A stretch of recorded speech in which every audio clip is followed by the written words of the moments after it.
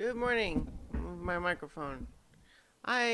What time is it? It's 9:47 a.m. on Monday, 4th of July, 2016.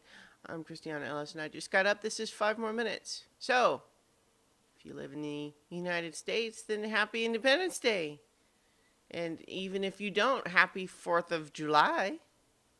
Because you could have a good day even if it's not a holiday where you live. I do feel like discovering Hamilton in the last year has increased my interest in Revolutionary War history times. So I've been thinking a little bit more about that this year than typical. Anyway, it's also kind of an interesting question to consider in the light of recent news like Brexit. And just think about what's different now. And I'm sure the answer is lots of things are different, but at the same time, it's an interesting thing to think about. I don't have really especially any plans today. Gonna hang out. Gonna do fun stuff here at home with my dog. That seems like an independent thing to do.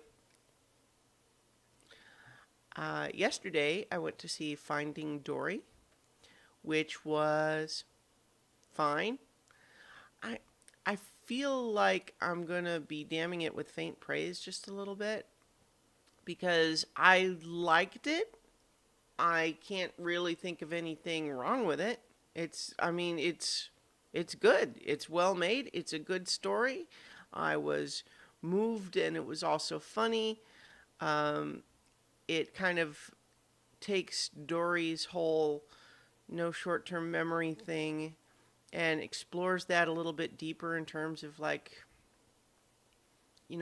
looking at it like it's a disability and really saying, okay, well, what are the coping mechanisms that someone with that problem would use to navigate the world, and how does that shape who they are as a person, or a fish in this case, and also helping her to find her family. And there's a lot of good stuff in there, but and yet I didn't come out of it quite so glowing the way that I did with, say, Zootopia and Inside Out. And I don't want to necessarily say that it has to meet that standard, because I love those two movies a lot. And so that's a high bar. But I guess I just sort of, with those, I came out feeling like, oh, it was so good, you guys. But this one is like, yeah, I liked it. It was good.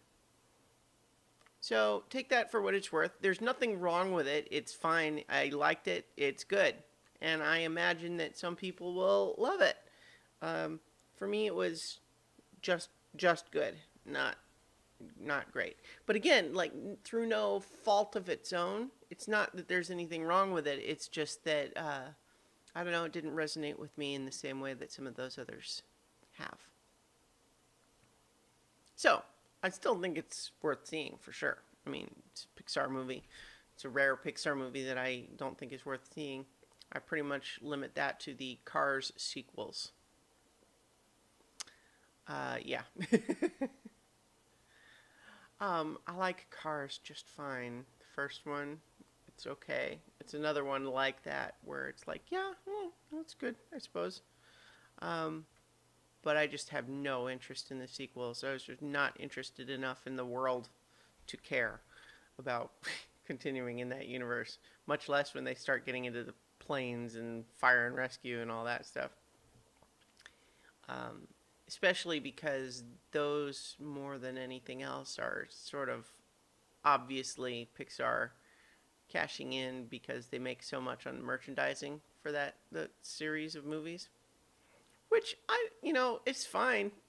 That's like their business. I get it. They want to make the movies that make them money in that sense, so that allows them more cash flow to make other good movies. So I don't begrudge them that, but I also don't especially care to see them. So I think today I'm going to watch the next movie on the AFI Top 100 list, which is The Best Years of Our Lives. And I think I said in the video the other day that I know vaguely it's about World War II veterans returning home. I have to say, like, of the movies that I haven't seen yet on the list, this is one that I sort of feel like, I don't know, I'm not feeling pumped for it exactly. It doesn't necessarily seem exciting, but it is high enough on the list that surely some people really like it, so maybe I'll check it out and see for myself, huh? Alright, so I will talk to you guys tomorrow for 5 more minutes.